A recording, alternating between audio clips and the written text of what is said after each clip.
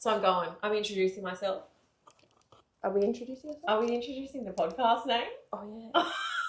Are we? I don't know. I don't know how to do the intro. I just know how to talk.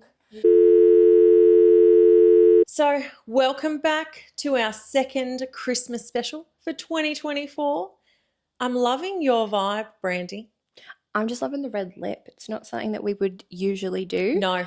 But we're in the Christmas cheer. It's a moment for the red lip. I don't know what I thought you just said, but I don't think I thought you said that. And then the time delay, I've just processed it. So but fun. Please continue on. No, that's okay. Well, talking about that and, how our brains work, I wanted to delve firstly into the Christmas executive functioning load. Like there is so much more pressure on our brains. Dysfunction. Oh, yeah.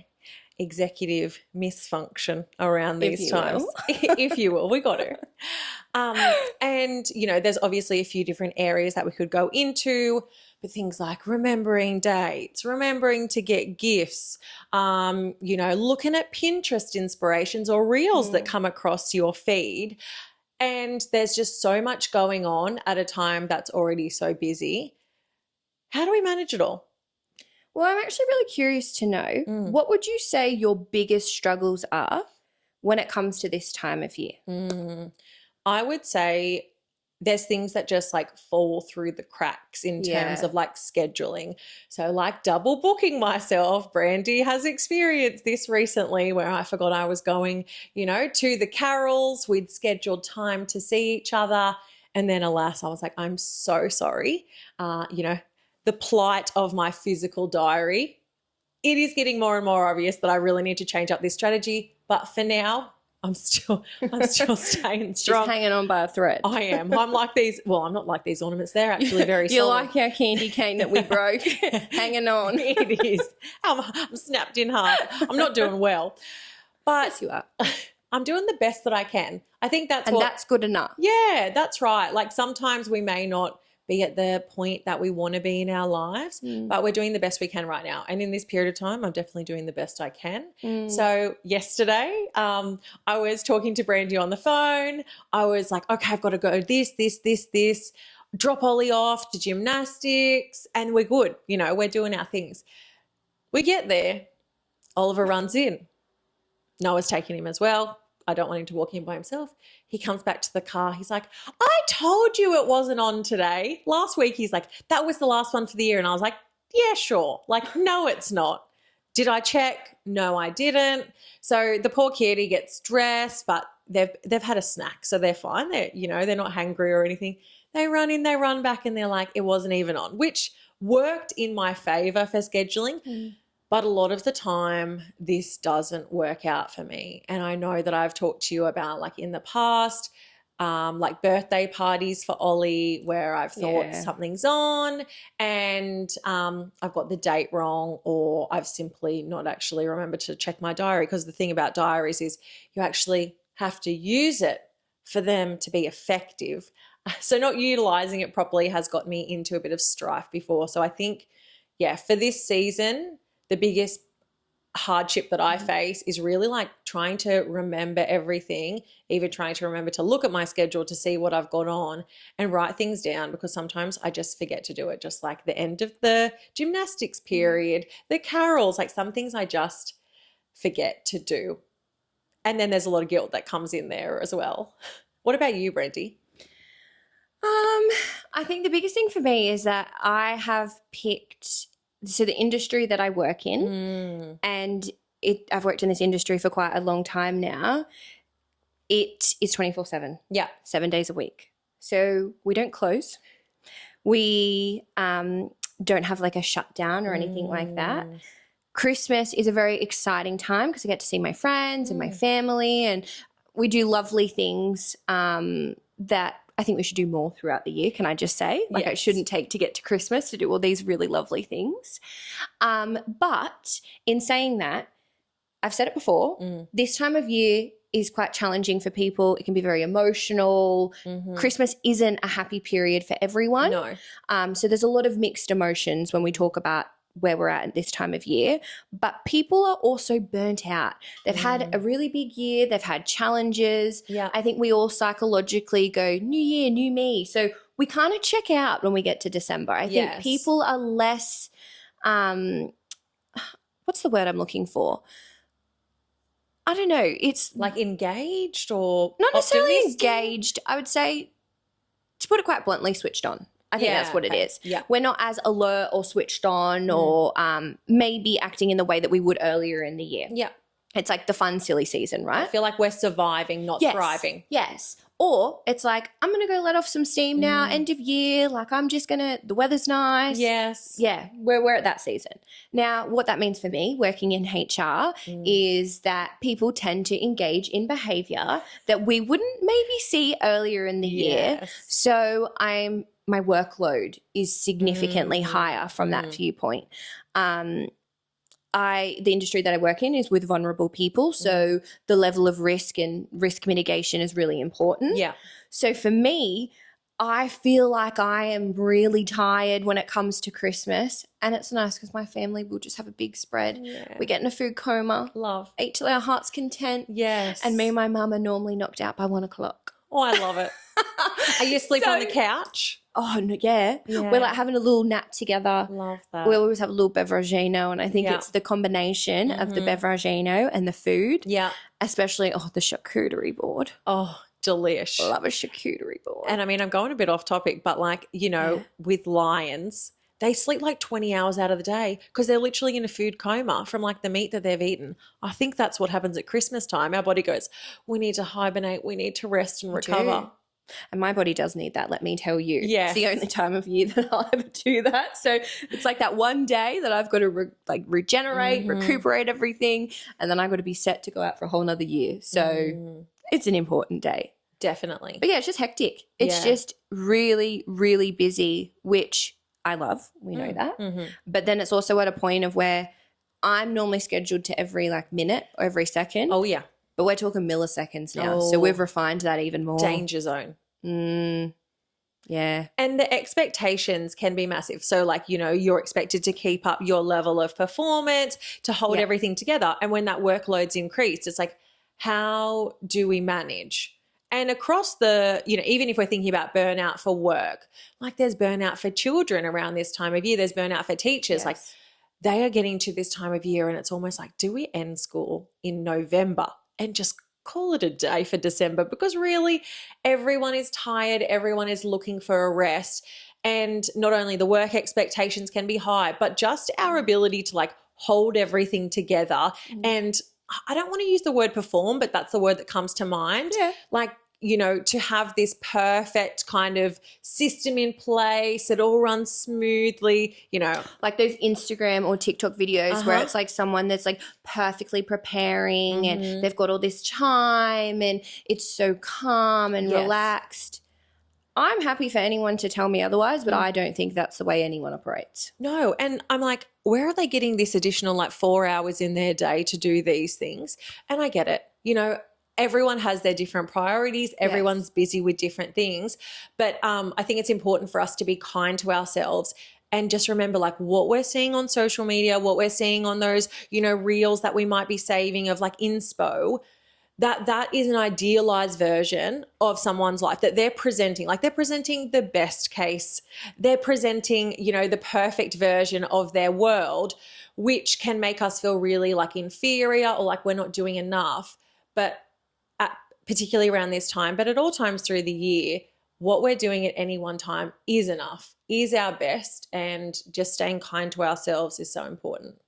I actually love that message because when I think about this time of year and what it means for people, I love the concept of being kind to yourself and also being kind to others as well.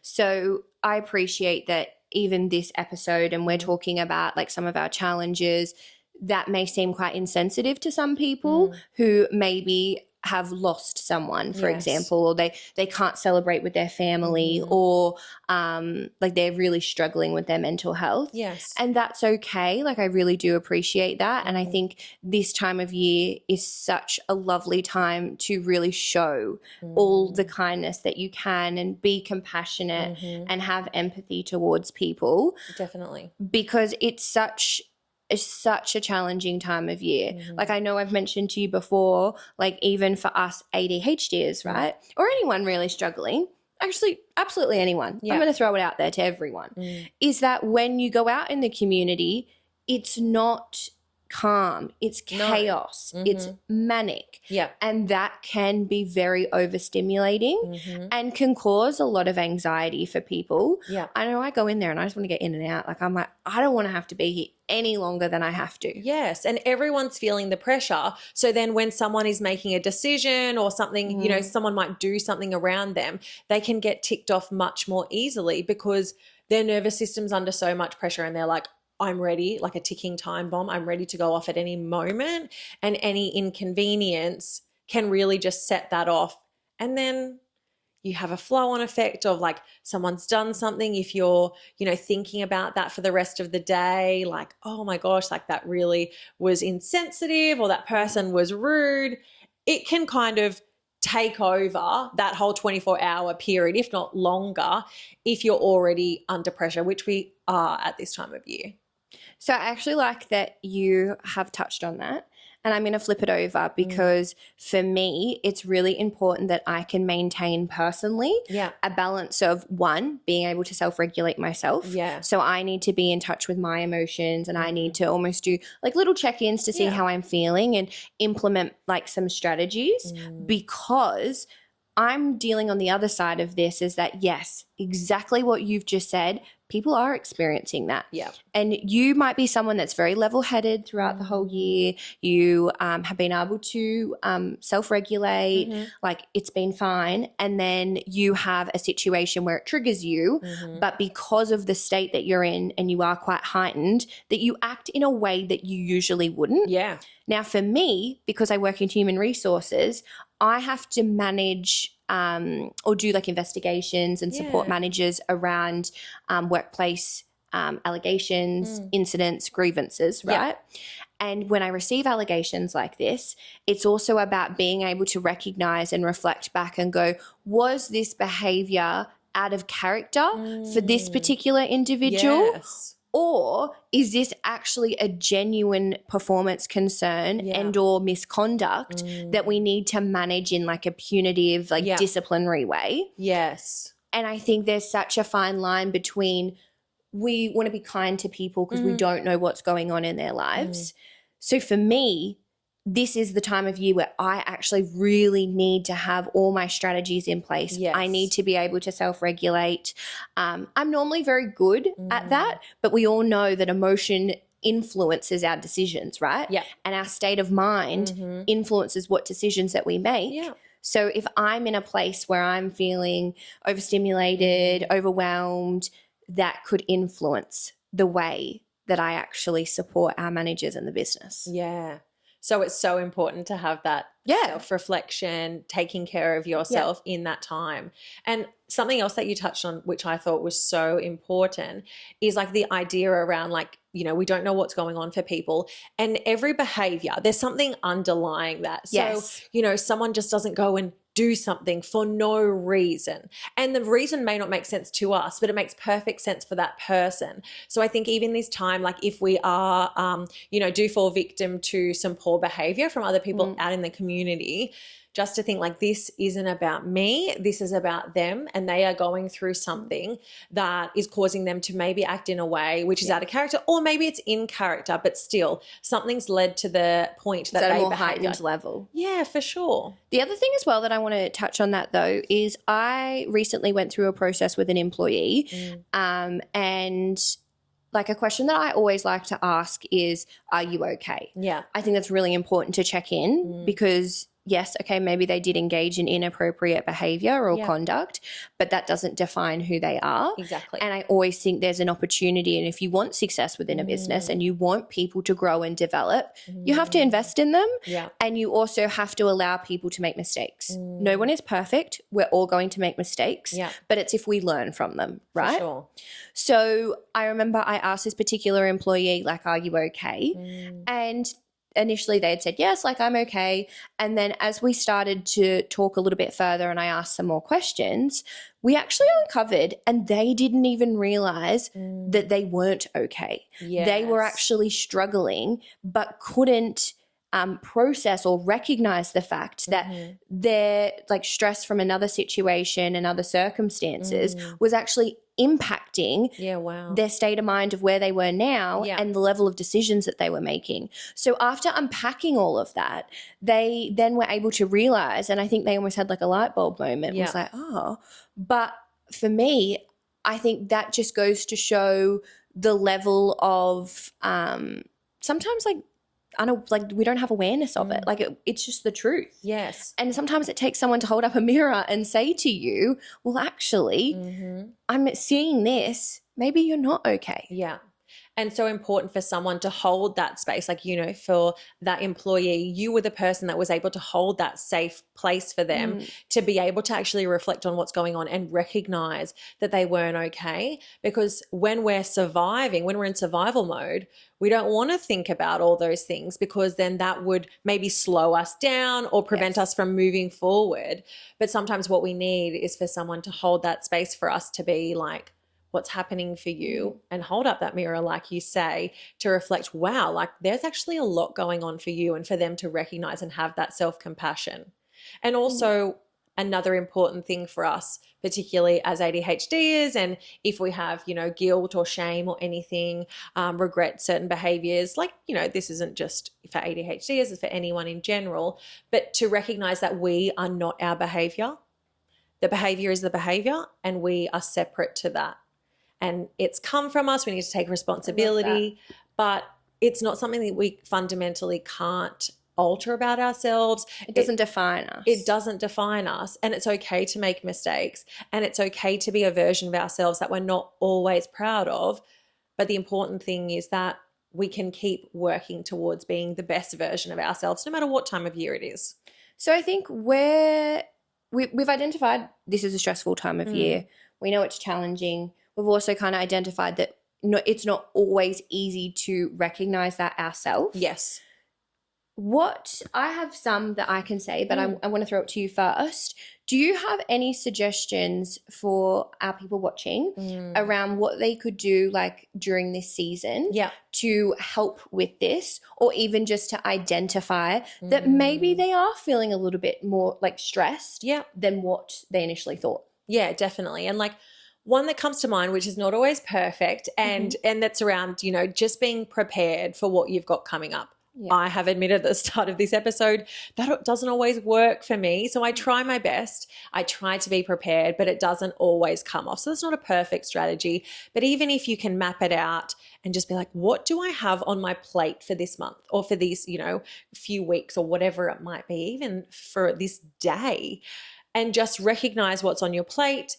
And it's okay to shift some of that as well. Like if you look and like there's too much going on, putting those boundaries in place, or even just advocating for yourself of like, at the moment, I don't have the energy to be able to, you know, do this social event, or go to this Christmas party, or, you know, go to the shops today. I'm going to do some online shopping, or I'm going to, you know, do Uber Eats, or whatever it might be. So trying to be as prepared as we can, but that doesn't always work. Planning and preparation is kind of not our strong suit all the time.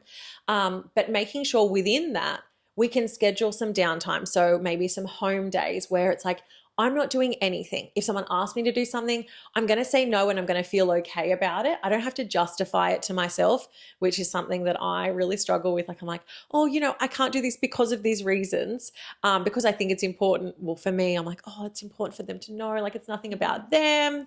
Oh, I can delve deep into that, but I won't. But there's nothing wrong with needing time just at home or to do something that makes you feel good, because in this period we can often sacrifice our own priorities, to benefit others, and it's not always helpful. No, it's not. And I think if you're in a state where you're burnt out and you actually don't have the capacity or the ability to give that energy, you're just going to be in a worse state at the end of it as well. And I think one thing I actually want to challenge is, and I know we call it Christmas, it's holiday season, etc. Not everyone has holidays. No. Can we normalize the fact that when we go into the new year, we don't have to feel refreshed? No. Because so everyone true. is always like, oh, it's the new year, you must be feeling so good. Like, we're starting it off. No. No, it's not that. It's actually just, well, from today to tomorrow, am I expecting things to be different? There's no difference to the end of one year and the start of another, because it's literally just the tick of a clock. Over we go to the next day. Are we a new person? We're not. Oh, but if you ask, new year, new me, all my goals, new person. And that's an episode in itself. Oh, yes, it is. But where I was going with that, which now I don't remember. That's okay. I felt very passionate about the whole idea of everyone saying, oh, it's the new year, you must feel so refreshed. No. We're talking about Never. schedule, time for ourselves. Is there any strategies that you utilize around the holiday period that helps you? So I was looking at, which now I can't find it, but that's okay. So the best thing, so when I started my HR career, I went over into community services. Love, it's my area of passion. I will always work in community services. But I was very, very fortunate. So I started my career in child protection.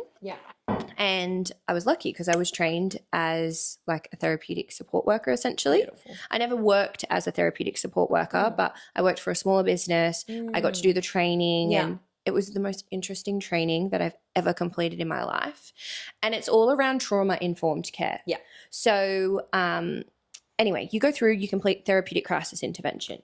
The idea is that this training develops the skills for our young people to be able to self-regulate. So we know when you experience significant trauma, your brain, it's so interesting. Your brain is literally rewired. Oh, yeah. So if you experience trauma from when you're born to the age of 7, they're the most informative years of your life. And that's where your brain is literally rewired. So if you were to tell someone who had experienced trauma, okay, do this or whatever it is, and then versus someone who hasn't, their responses are so different. And I know everyone's responses are different, right? But their brain is literally rewired in a way that you just couldn't imagine could happen. And do you know something interesting? I'm just going to segue in there and you keep going. But it's really hard from a psychological point of view to differentiate at times between the ADHD brain and the trauma brain, because some of the rewiring is so similar and the stimulant medication still works. So, there's a chicken and an egg situation here. Is it trauma? Is it ADHD? Is it both? But I think that even being a neurodivergent person in general, there's a trauma that comes with that generally, just being, I guess a square peg in a round hole, so to speak. Definitely. I agree. But the idea and where I was going with this is that all of the workers complete therapeutic crisis intervention. These young people have experienced significant trauma. So the idea is that it's trauma-informed care, that they're working with the young people to develop life skills, to, in a sense, try rewire the brain and create those pathways so that they can make better decisions or be able to actually be able to self-regulate. That's really what it is, right? But in saying that, all of that training that I learned, and we're talking about my ADHD now, ADHD and self-regulation, like they literally go hand in hand. So I often find myself thinking about the trauma-informed care that I've learnt and then using those strategies. So I think when I go back and like reflect on what I do to be able to help myself, managing the environment, that is such a critical aspect of being able to self-regulate. If you are really struggling, when you're feeling anxious, you can't self-regulate, you're not feeling good. If you're in the shopping center where there is and I keep saying the shopping center, I'm traumatized. But if you're in the shopping center where there's so many people rushing past you, it's loud, you can't think, you're not remembering what you need to do. Yeah. Okay, compare that to then being in your home. Being in a quieter space, being in like your comfort area, you know you're safe. Yeah. You may feel like familiar. unsafe. Correct. So think about your level of thinking if you were trying to have the same thought process in your home versus in the shopping center. It's not even, I don't even know if it's possible. No. Like you could not reach the same level of thought because like we've talked about before, ADHD is not a lack of attention. It's an attention overload. Correct. So when we're in a shopping center, our attention's going maybe to the conversation we're having, remembering to buy this. Do I need to transfer money from one account to the other? Oh, that shop I wanted to go to. What's that person wearing over there? Like there's or listening to someone else's conversation. You're not meaning to, but your brain is just there. That's interesting. I know. Yes. So whilst, yes, it's not doable if you're in the shopping center to come home and sit on your couch and have that, but it could be going to your car, for example, or maybe walking into a store where you don't see many people in that store. It's quieter and it gives you that space. So I think it's really about going, okay, I'm acknowledging this is how I feel right now. What can I do? Okay, I'm going to remove myself. Have that moment to then be able to get yourself together, go, what do I need to do? Go back to baseline essentially and then go about your tasks again. Exactly, because it's not like you have to leave the shopping centre car park completely. No. It could be sitting in your car, putting on some rain sounds or listening to your favourite podcast, like whatever, or your comfort music, whatever it needs to be, just to give yourself that time to calm down, to feel like you have enough brain space to then go back out there again. And also, if you don't, like if you take that time and you're like, I still don't have enough time, that's okay because you can go to the shops another day or you don't have to. Or if you have a support network, you can say, hey, could you get this from the shops for me? I'll transfer you some money. I just couldn't do it today. Yeah, definitely. For me, what that looks like is I'm in the shopping center. I forget what I need to buy. Oh, yeah. I literally forget.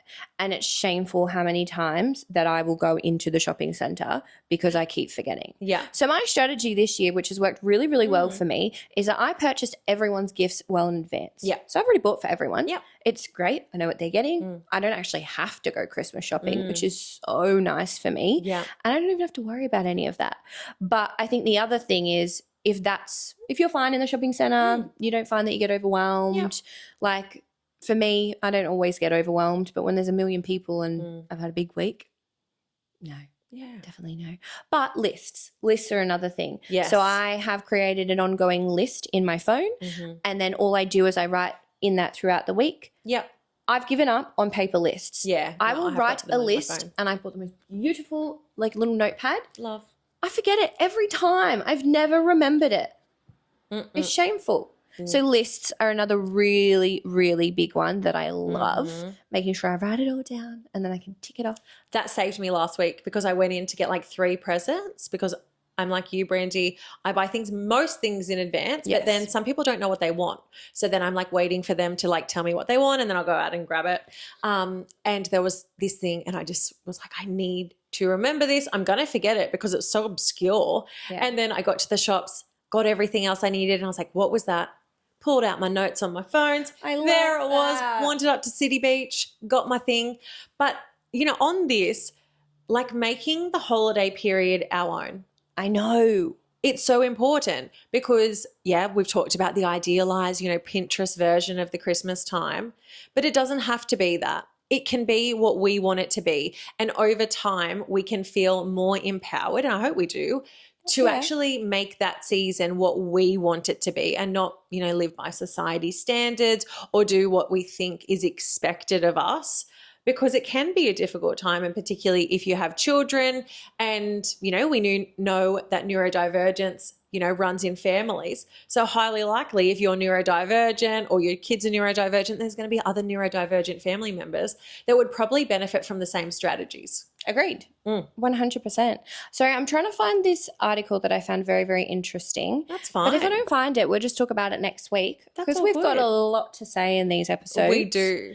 But I think one thing which is almost like our gift that we're giving when we talk about strategies, because it can be really hard. And I know we say this all the time, but I'm very, very grateful for my support network. It's so nice to have people around that are similar. We talk about what we do, like how we manage situations. Like, yes, I say that it is a very challenging time of year, but I do think that I still cope very well. So I wouldn't say that I fall in a heap or anything like that, or I can't do things. I get everything achieved, but I feel tired at the end, right? Oh, yeah. Like I feel like I've paid the tax of my ADHD. Oh, yeah. And that speaks, and I feel the same. I think that speaks to our upbringing, and like we've said, we've had a very supportive family who's been able to implement a lot of strategies that have probably supported us our whole life, that have prevented us, you know, getting to that point that we're like, I'm exhausted, I hate this time of year, you know, it could be whatever. But I think we are very well supported, and we've been able to implement that for ourselves later on without even realizing. I know, and it's so interesting as you get older and you learn as well. And look, I think we'll do a whole other episode on this, but for me, getting diagnosed was the best thing that ever happened to me because I have so much more self-acceptance and I can acknowledge situations now, so I can actually identify them where before it was just very negative, like, oh, I'm lazy or etc. And sometimes I still find myself saying that. And I humble myself even more because I'm like, I'm not lazy. No, you're actually always on the go and always doing things. So are you. We are. We're guilty for it. I know. I know. But I think what would be great from this is if you would like to share any strategies with us that have really worked. If you've liked what we've kind of recommended and want a little bit more information about it as well. We're both happy to share and go into some more detail. But really hoping to get a little bit of feedback from you as to what you want to hear about as well. Yeah, definitely. It's so important for us to be able to create content that's going to be important and engaging for you guys. And useful. 100%.